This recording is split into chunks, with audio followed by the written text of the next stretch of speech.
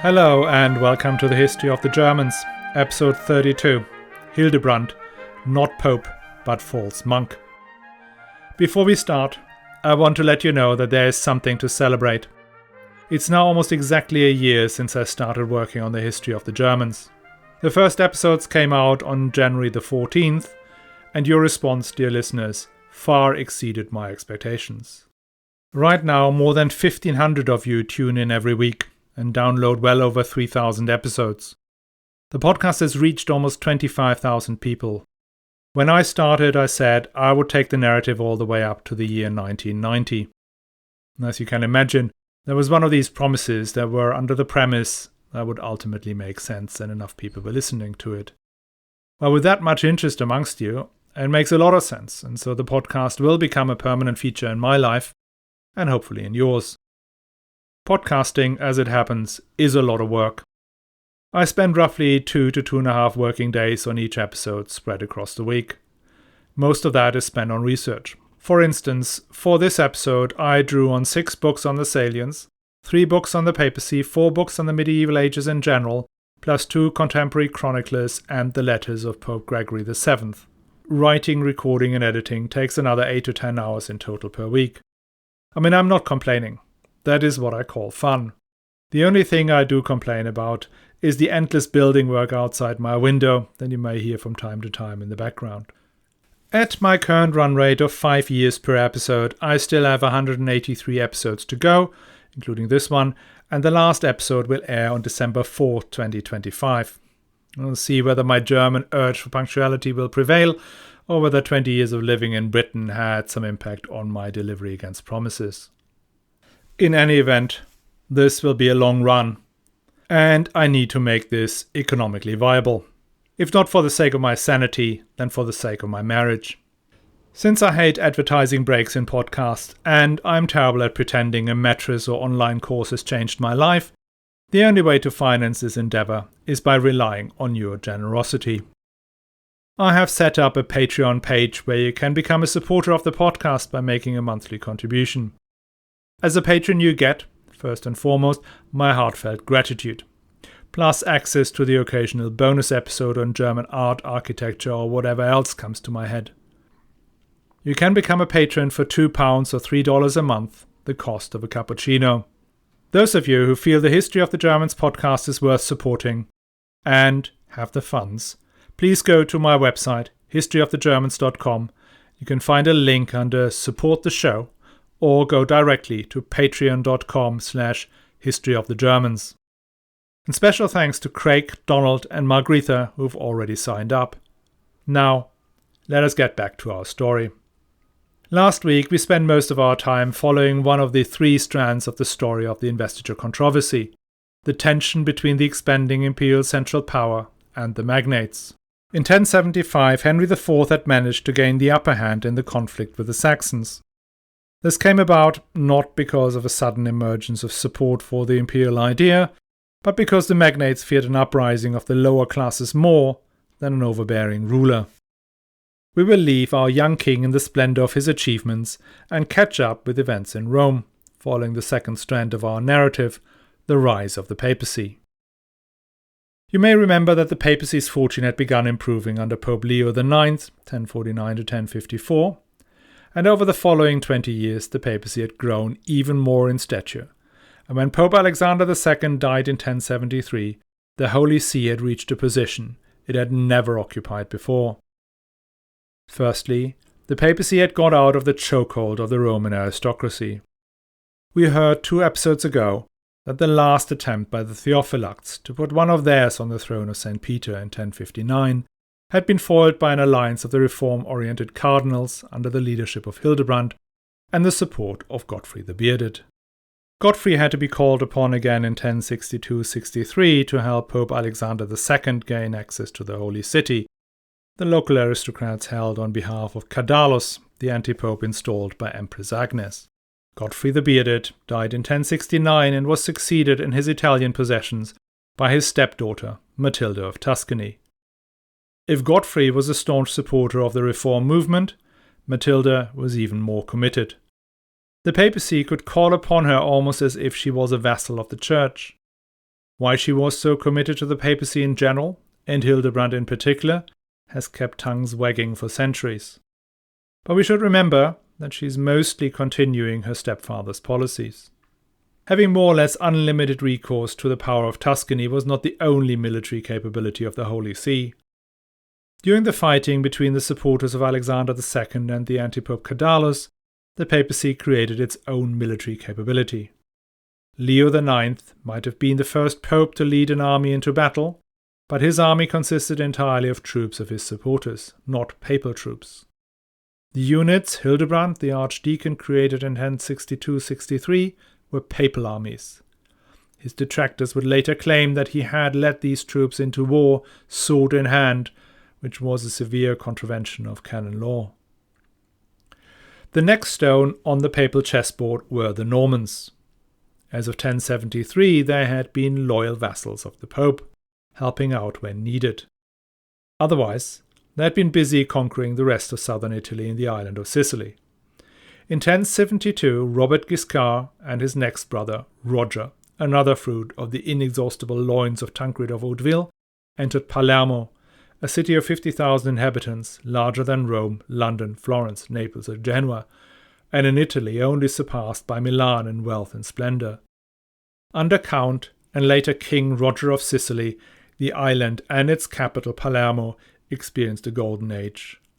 Roger, whose actual Norman forces may have numbered just a few hundred, had to be a tolerant ruler, who created a state where Muslim, Jewish, Orthodox Christian, and Latin Christian communities lived in relative harmony, not something his feudal overlord the Pope much appreciated.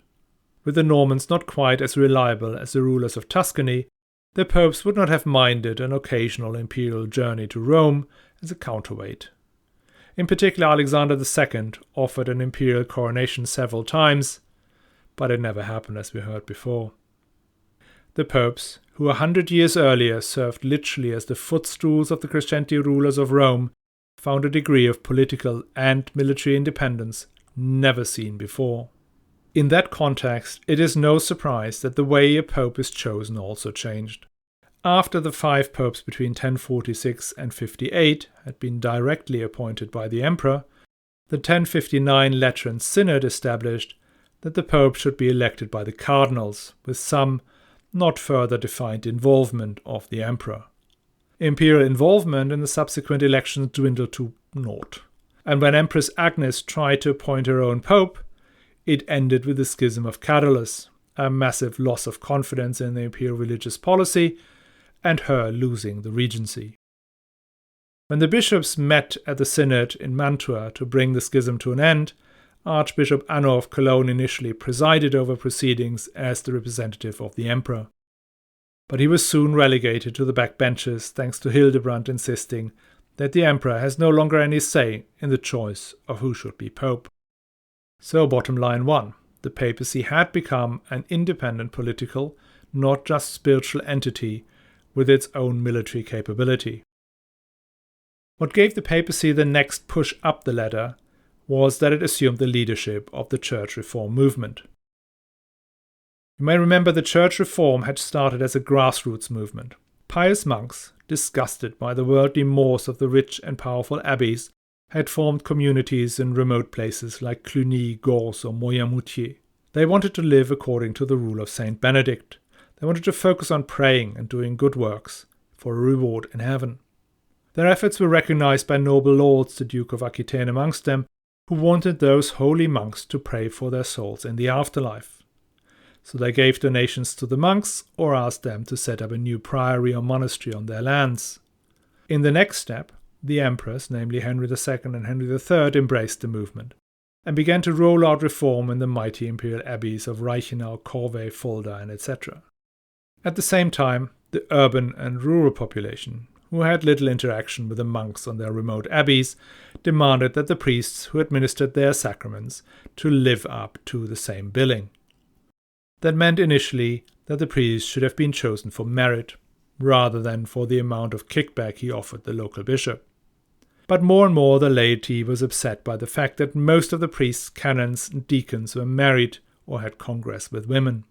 Celibacy had been an ideal, and monks and bishops were expected to live celibate, since the early times of the Church. But ordinary priests were not. I understand that there is no watertight theological reason for celibacy in the clergy, and it is not required for priests in many other Christian denominations. But in the first half of the 11th century, the demand for a higher standard in pastoral care in Western Europe became associated with celibacy.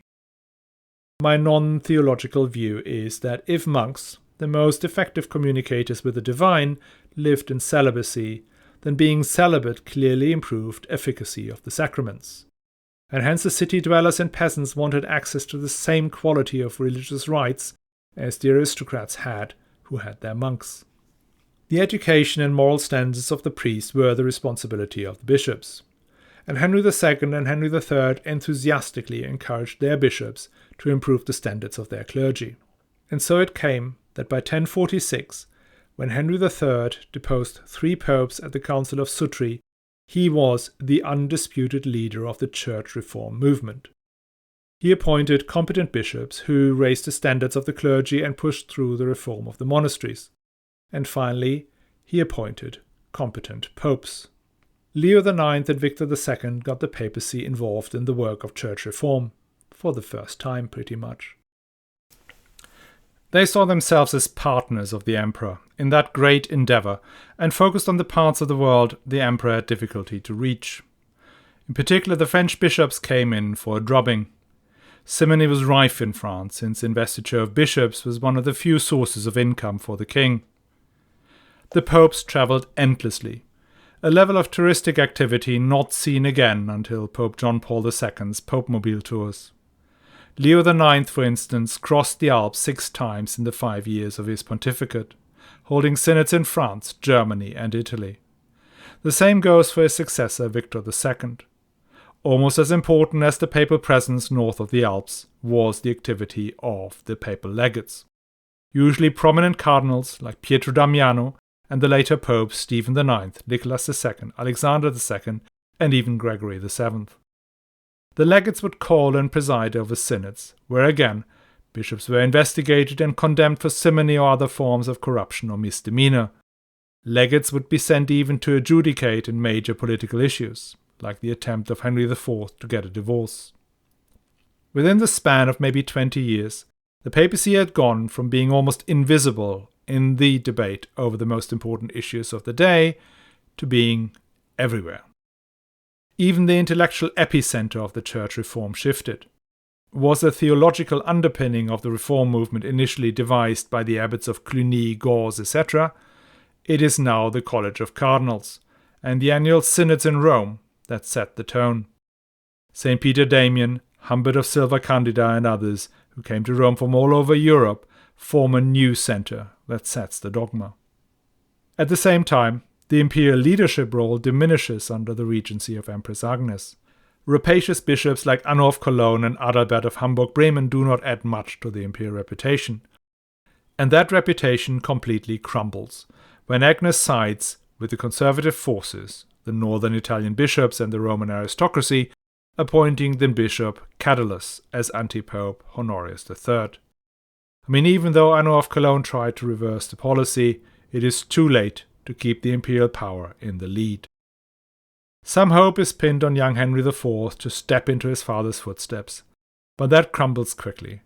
Henry IV is likely a religious man, as everybody in the 11th century was, but he showed no particular enthusiasm for the cleaning up of the clergy, and there's even a question whether he could or should have done that, since his bishops, who he relied upon for soldiers and food, felt increasingly harassed by the Pope and looked to the emperor for help, an emperor who until 1075 was extremely weak himself. Bottom line 2. The leadership of the church reform movement has shifted from the emperor to the Pope. So not only has the papacy become a self-determining political organization and the leader of the largest popular movement of the time, it has also become universal. Before 1046, the papacy operated predominantly in Italy and in relation to its neighbours, the Emperor and the King of France. Yes, there would be interactions with far-flung lands, like when King Canute came from rainy England or Pope Sylvester II sent a crown for the coronation of the King of Hungary. but these actions were responsive rather than proactive. After 1046, the papacy got busy collecting oaths of fealty from kings and rulers all over Western Europe. It started off with Pope Nicholas II fiefing the Normans Robert Guiscard as Duke of Apulia and Richard of Aversa as Duke of Capua. Moreover, the popes also granted these Normans the islands of Sicily and the parts of southern Italy still ruled by the Byzantines. That is a ballsy move on behalf of the Pope, since it suggests the papacy was the feudal overlord of southern Italy.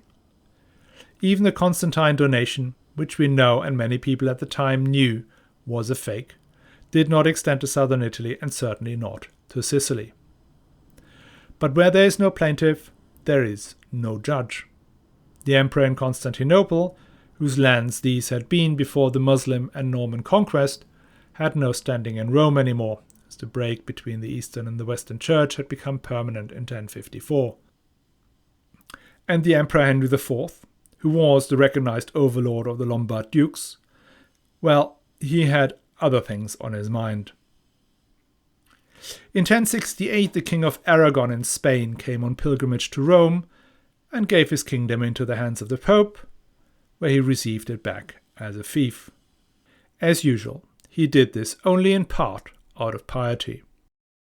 What he got in exchange was papal support that turned the king's wars with the Muslim emirs into some sort of pre-crusade type endeavor.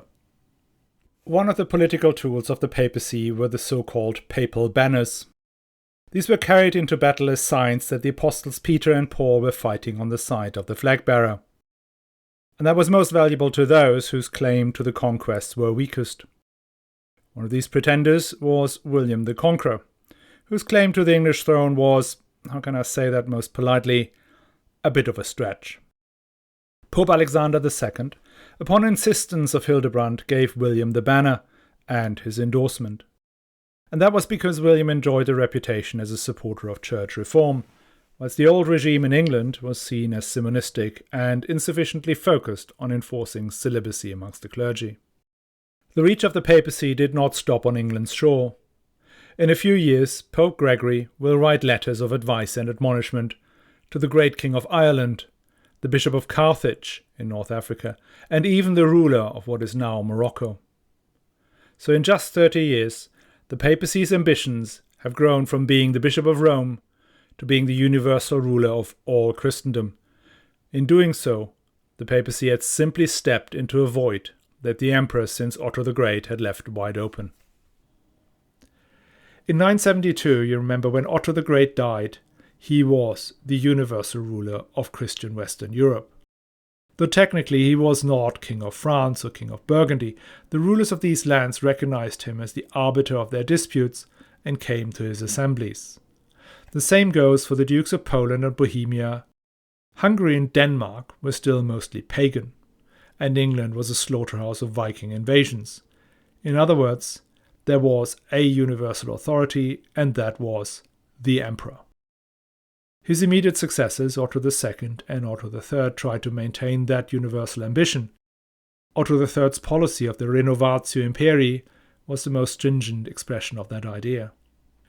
But since Henry II's reign from 1002 to 1024, imperial focus had shifted towards expanding central authority within its own lands, and its geographic zone of influence had shrunk. France was on its own path since the Capetian had taken control, and after Boleslav the Brave, Poland could only be brought under imperial control for short periods. And this goes even more for Hungary, now a Christian kingdom. Denmark and Norway were on a roll and did never really recognize the emperor. And let us not forget that Henry II waited 12 years before he went to Rome to be crowned. Conrad II and Henry III may have been quicker going to Rome, but at that point the train had left the station. The empire was no longer universal. A few years later, Pope Gregory VII will write to the King of Hungary that if he took his kingdom as a fief from the emperor, he would only be a Regulus, a little king. The emperor is, said Gregory, no different from any other king, who owes his rule to God and God's representative on earth, the Pope. The only way to true sovereignty was to receive the kingdom from the hand of the Pope and swear fealty to him as the sole universal power in Christendom. Now this is where we are on the 21st of April, 1073, when Pope Alexander II died unexpectedly in the Palace of the Lateran. The next day, as the Pope's body is laid out in the Basilica of the Lateran, the people call for Hildebrand to be made Pope. As the funeral cortege winds through the city of Rome, the calls grow louder and louder, and when they reach the church of St. Pietro in Vincoli, the place where St. Peter was kept in chains before his martyrdom, the masses sweep the archdeacon into the church and enthrone him there and then. A few minor hitches in that process. First, Hildebrand, despite 35 years of service to the papal court, had not yet been ordained a priest, something that had to be done at double speed. And secondly, the papacy had just established that the Pope should be elected by the College of Cardinals, not raised by public acclaim. And that was conveniently forgotten in the melee outside San Pietro in Vincoli. When Hildebrand is coming to, he finds himself on the papal throne. There cannot have been much of a surprise for the now roughly 55-year-old. His position inside the church had grown and grown these last 20 years, and his modest title belied his actual position. Peter Damian used to joke that some people came to Rome to meet the Lord Pope, but most went to see the Pope's Lord, Hildebrand.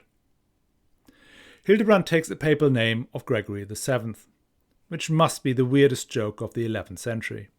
The previous bearer of this papal name had been Gregory VI, the only pope ever proven to have actually paid cold hard cash to get the job, and Hildebrand's first boss, who he accompanied into exile. When Gregory VI had been the symbol of the corruption of the church, his pupil, Gregory VII, will become synonymous with the fight against the buying and selling of holy offices. I've complained many times that we hardly ever find anything resembling a political manifesto from any of the emperors or popes that have so far featured on the podcast. Historians are forced to deduce their intentions from their actions, rather than measuring their actions against their intentions. Gregory VII is in this, as in so many other things, the great exception. Gregory filed a register of letters and other documents he deemed important to the Library of the Vatican. This register contains a very unusual note, known today as the Dictatus Papae. What its purpose was is unclear. It's not dated and was definitely not a letter. It was not made public during his lifetime. It may have been a note to structure a collection of canon law, or it was what it sounds and looks like, a political manifesto outlining the fundamental beliefs underpinning Gregory's papacy. It contains 27 statements of facts, or of facts as Gregory saw them, which I quote here in the translation by Ernst F. Henderson. That the Roman Church was founded by God alone. That the Roman Pontiff alone can with right be called universal. That he alone can depose or reinstate bishops. That, in a council, his legate, even if a lower grade, is above all bishops and can pass sentence of their position against them. That the Pope may depose the absent.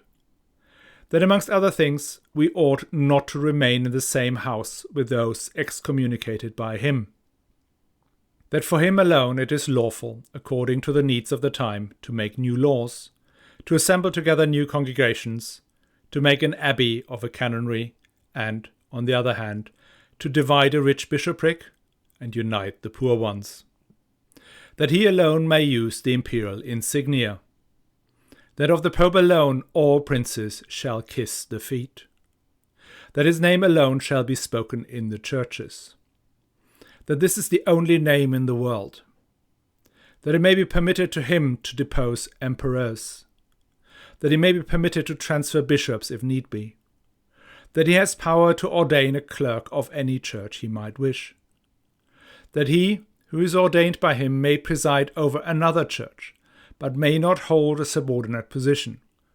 that no synod shall be called a general one without his order, that no chapter and no book shall be considered canonical without his authority, that a sentence passed by him may be retracted by no one, and that he himself alone of all may retract it, that he himself might be judged by no one, that no one shall dare to condemn one who appeals to the apostolic chair, that to the latter should be referred the more important cases of every church, that the Roman Church has never erred, nor will it err to all eternity, the Scripture bearing witness, that the Roman Pontiff, if he has been canonically ordained, is undoubtedly made a saint by the merits of St. Peter, that by his command and consent it may be lawful for subordinates to bring accusations, that he may depose and reinstate bishops without assembling a synod, that he who is not at peace with the Roman Church shall not be considered Catholic, that he may absolve subjects from their fealty to wicked men." End quote. I will not get into the debate about what of these statements had already been canonical law before Gregory has put them on paper, or whether he had made them up entirely. Nor can I really give you a steer which parts are derived from known fakes, like the Constantine donation or the pseudo-Isidore of the 9th century. What is certain is that a number of these statements have not been in use for a long time, should there have ever been church law, and they go directly against the way the world had been run for nearly 100 years. Let us go through a few. The Pope may depose and reinstate bishops, without a synod and even when the bishop is absent. So far, deposing a bishop was a very rare occurrence and happened, if at all, at a synod convened by the emperor. The Pope can transfer bishops. Didn't we hear that transferring a bishop was impossible because the bishop was married to his diocese, and that when Otto II wanted his advisor to be elevated to be Archbishop of Magdeburg, he had to first suppress the bishopric of Merseburg, with the well-known consequences of a lost battle in Italy and a pagan uprising in the east. That the kings have to kiss the feet of the Pope, and that he can depose emperors, not the plural, and that he can absolve his subjects from their oath of fealty. More on that story later. And then, my favorite, that the Roman Church has never erred, nor will it err to eternity. That a canonically ordained Pope is undoubtedly made a saint. Now, check out your books on rhetoric. You might find that if an orator uses the word undoubtedly, it's a sure sign it's riddled with doubt. In the end, it does not matter whether these statements are canonical or not. What matters is that Gregory believed these maxims to be true, and that it was his job to enforce them across the whole of Christendom, at whatever cost. And so he got to work. He sets out his stall in the Synod of 1074, where he summarizes the rules for the newly reformed church as follows. Number 1. Those who are guilty of the crime of fornication may not celebrate masses or minister at the altar in lesser orders. Number 2. Those who have been promoted by the simoniac heresy, that is, with the intervention of money, to any rank or office of holy orders, may no longer exercise any ministry in Holy Church. Number 3. No one of the clergy shall receive the investiture with a bishopric or abbey or church from the hand of an emperor or king or of any layperson, male or female. One of his key tools to implement these new rules were open letter to his bishops. These he would send either to, say, all the bishops of France or an individual bishop. However, if it was to an individual bishop, copies would be sent to the whole of his clergy. In the letters, he would name and shame an individual bishop for refusing or being slack in the implementation of the new rules. First, he would outline the new rules to the bishop. In the next letter, he would admonish the bishop for his lack of progress. Then, in the third, he would become threatening, ordering the bishop to come to Rome and account for himself. Like this letter to Bishop Otto of Constance, quote, "Oh, the impudence! Oh, the unparalleled insolence! That a bishop should despise the decrees of the Apostolic See, should set at naught the precepts of the Holy Fathers, and in truth shall impose upon his subjects from his lofty place and from his episcopal chair things contrary to these precepts and opposed to the Christian faith. We accordingly command you by apostolic authority to present yourself at our next council in the first week of Lent to answer canonically, representing both this disobedience and contempt of the apostolic see and all the charges that have been laid against you. If that doesn't work as a final move, Gregory would depose the bishop and tell his congregation the following, quote, "Accordingly, as we have already said, by apostolic authority we charge all of you, both greater and lesser, who stand by God and St. Peter, that if he is determined to continue in his abjuracy, you should show him neither respect nor obedience. Nor need you think this a danger to your souls. For if, as we have often said already, he is determined to resist apostolic precepts, we do absolve you, by St. Peter's authority, from every yoke of subjection to him, that, even if any of you is bound to him by the obligation of an oath, for so long as he is a rebel against God and the apostolic see, you are bound to pay him no fealty." Gregory VII writes an enormous amount of these letters, 387 of which are held in the papal registry alone. Thanks to a great visualization by George Litchfield, we can see where they went. Most went to France in these first years. It is there where Gregory sees the biggest issues and the most obstinate bishops. So, as far as linear history goes, the story of the ascent of the papacy is about as linear as it can get. Every step along the way, the papacy gains in stature, until it is now in the hands of a driven, almost fanatic pope, hell-bent on establishing his supremacy over the whole of the Roman world. And whilst the King of France get out of his way and the kings of Denmark, England, Hungary and Poland are just too far away to put up any resistance, the clash had to happen with the empire and its still not crowned emperor in waiting, Henry IV. From Henry's perspective, Gregory is very much off the reservation. Not being involved in papal elections is something that could irritate an imperial government.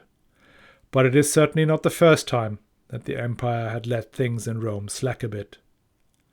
But a pope who runs around in Germany admonishing and deposing bishops left, right and centre, that is not on. And what is certainly not on is number 3 of Gregory's stated political objectives, that no layman should be allowed to invest a bishop or abbot. This would be the death nail in the imperial church system. The imperial church system is built on the idea that the king/emperor can appoint bishops and abbots, usually from his own chancery. In particular, the emperor would invest the bishop or abbot into his worldly possessions, i.e. the lands and counties that had been granted to him by the emperors long ago. Thanks to that investiture, the bishops in particular were obliged to provide the military and financial resources to support the regime. You may remember that already under Emperor Otto II, 100 years earlier, nearly 2/3 of the imperial army in Italy was provided by the imperial church. By now, this number is in all likelihood even larger, since the church had received even more land and privileges from the intervening emperors. I did say last episode that Henry IV had lost faith in the reliability of the imperial church system, which is not a surprise, having watched Anno of Cologne plundering the imperial purse. But that does not mean he could afford to give up on it. His territorial power around Goslar was clearly no match for his enemies, as we have seen, and reliance on his magnates was not really an option, since they did effectively what they wanted. What is also notable is that this ban on lay investiture came a bit out of the blue. Yes, Humbert of Silva Candida had suggested it as far back as 1059, and it had sneaked into some papal decrees. But it had never really been implemented. All the way into the 1070s did first Agnes and later Henry IV invest bishops across the empire. All 3 of the last popes, including Gregory VII himself, had been witness to imperial investitures during the time as papal legates. But none of them ever said a peep about it being uncanonical. Things came to a head over the investiture of the Archbishop of Milan. Milan had been in internal turmoil since the days of the Valvassores uprising under Conrad II. It was the largest city in Europe and the most economically advanced, which meant they're about 50 to 100 years ahead of their time when it comes to social and political developments. Since about 1057, the lower classes in Milan had demanded an improvement in the corrupt and licentious clergy of the city. Street gangs would harass clergymen they suspected of living with women or had acquired their office through the payment of bribes. Rioting became increasingly intense, and the rebels, calling themselves the Pateria, began to organize under the leadership of a member of the city nobility called Erlembald. Erlembald received the support of the papacy and even a papal banner in his fight with the archbishop. This archbishop, Wido, had been exiled and even at some point captured by the Pateria. And so he resigned in 1070, handing over the reins of the archbishopric to his deputy, Godfrey. Godfrey travelled to the imperial court for his investiture, as had been the tradition with the archbishops of Milan for centuries. Whilst Godfrey received ring and staff from Henry IV, the Pateria raised one of their own, Atto, to be archbishop. Atto received recognition from the Pope, and the civil war in the city continued between the supporters of Atto and the papacy on the one hand, and Godfrey and the emperor on the other. In one of his last acts, Pope Alexander II, under guidance of the future Gregory VII, tried to put pressure on Henry IV by excommunicating some of his advisors. That excommunication lingered without much effect whilst the situation in Milan changed in favour of the imperial side.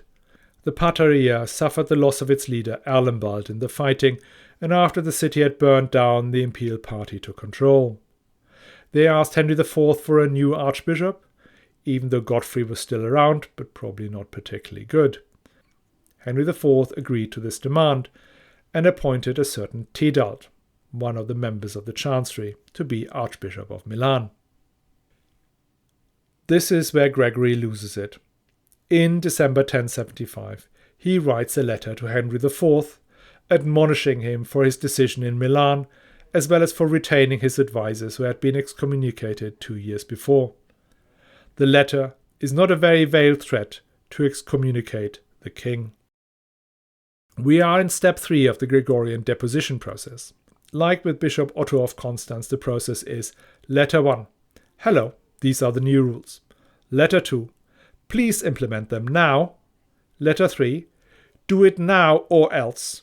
And Letter 4. Deposition. Henry IV sure has heard about this process. And he should know that Gregory was serious.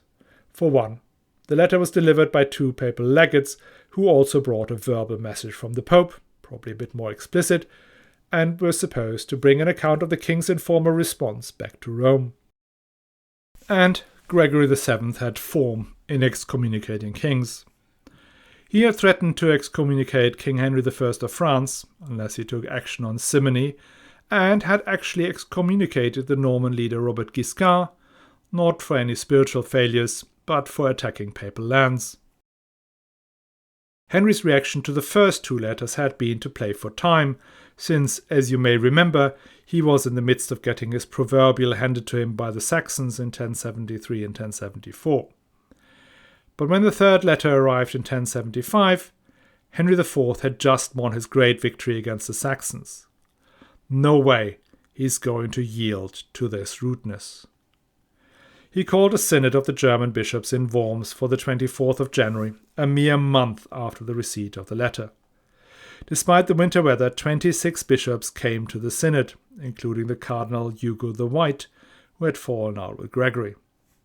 Hugo, who came up from Rome, tells the synod that Gregory has gone completely out of control. He says the Pope lives in the Lateran, in sin with Matilda of Tuscany, who, apart from everything else, was a woman in her 20s who had been estranged from her husband and an acclaimed beauty. Moreover, at Christmas, the prefect Cencius, member of the Roman aristocracy, had the Pope apprehended, though Gregory managed to escape with the help of the populace. It was the Pope's alleged hypocrisy that irritated the German bishops most. These mighty prelates were tired of being harassed and harangued by the fanatic on the papal throne, no more did they want to be summoned to Rome to atone for things they believed were perfectly okay, like letting their canons get married or accepting financial obligations to the king upon investiture. And even more so, if the Pope himself failed to adhere to his own standards, why should they? And so, Henry IV, in agreement with his bishops, writes back to Gregory on January 24, 1076, as follows. Quote, Henry, king not by force, but by the grace of God, to Hildebrand, at present, not Pope, but false monk. You deserve such greetings for the disorder you created. There is no rank in the church which you have not made to partake in shame instead of honor, in curse instead of blessing. For, to mention a few most important instances out of so many, you have dared to lay hands on the leaders of the Holy Church, the Lord's anointed, the archbishops, the bishops and priests. You have trampled them underfoot like slaves who do not know what their master is doing. By crushing them, you have yourself endeared to the commonest of people. You have regarded all of them as ignorant, but yourself as omniscient. This knowledge, however, you have used not for edification, but for destruction, so that we are justified in believing that Saint Gregory, whose name you've arrogated to yourself, prophesied about you when he said, "The pride of him who has power becomes the greater the number of those who are subject to him, and he thinks that he himself can do more than all of them." And indeed, we have endured all of this, being anxious to preserve the honor of the apostolic see. But you have understood our humility as fear, and therefore have not been afraid to rise up against the royal power given to us by God, daring to threaten to take it from us, as if we had received our kingdom from you, as if the kingdom and the dominion were in your hands and not in God's. And this although our Lord Jesus Christ has called us to kingship, but has not called you to the priesthood. For you have ascended by the following steps. For by cunning, which the monastic profession abhors, have you obtained money, by money favour, by the sword the throne of peace. And from the throne of peace you have disturbed the peace by arming the subjects against those who rule over them, by teaching that our bishops, called by God, are to be despised, by taking offices from priests and giving it to laymen, by permitting them to depose or condemn those who had been ordained as teachers by the laying on of the bishop's hands. And you even laid hand on me, who, though unworthy to be among the anointed, yet have been anointed to the kingdom, on me who, as the tradition of the Holy Fathers teaches, may not be deposed for any crime unless, God forbid, I have departed from the faith, on me who is subject to the judgment of God alone. The wisdom of the Holy Fathers even left Julian the Apostate not to be tried by themselves, but left it to God alone to judge and depose him. For even the true Pope, Peter, exclaims, "Fear God, honor the king." But you, who do not fear God, dishonor him in me, who he has appointed. Therefore, St. Paul, when he spared no angel in heaven, if he had preached otherwise, did not exempt even you, who teach otherwise on earth. For he says, if anyone, neither I nor an angel from heaven, preaches any other gospel than that which was preached to you, he will be condemned. You then, condemned by this curse and by the judgment of all our bishops and by our own, dissent and renounce the apostolic chair which you have usurped. Let another ascend the throne of St. Peter, who shall not exercise violence under the guise of religion, but shall teach the sound doctrine of St. Peter. I, Henry, king by grace of God, say to you, together with all our bishops, descend, descend, or be damned forever. This is the 11th century equivalent of parking tanks on the Vatican lawn. Both sides are fighting now for survival. Henry for his control of the imperial church and hence the resources of the empire. Hildebrand for what he believes are the rights of the Holy Church and its leader, the Bishop of Rome. And a bit about his own survival, I guess. In 1076, a betting man would have put his money into the Panzerfahrer Heinrich, who had the bishops and the resources on his side. But that will turn out to be a poor bet, as we will see. I know, I promised to get all the way to Canossa today, but that was not to be. This episode is already far too long, so we have to stop here. But we will get there next week. I hope to see you again. Okay, just one last thing. I saw that some of you wanted a copy of the speech of Otto of Nordheim from last episode, and maybe some of you want a copy of the speech of, or the letter of Henry IV from this episode. Just be aware there are transcripts for every single episode on the website www.historyofthegermans.com. There you can also find the blog, some maps, some photographs, and let's not forget the link to the Patreon page where you can support the podcast. All right. Hope to see you next week. Bye.